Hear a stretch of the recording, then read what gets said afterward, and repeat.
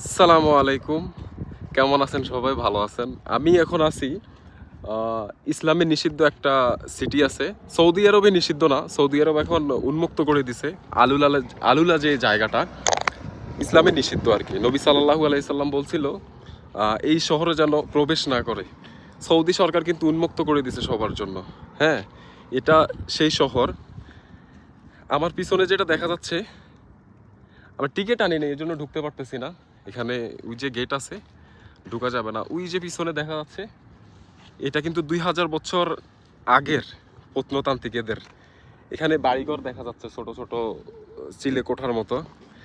ভিতরে ঢুকতে পারলে ভালো হইতো।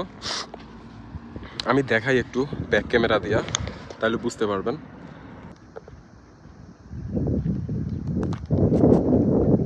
এই যে ছোট ছোট পাখির ঘরের মতো দেখা যাচ্ছে।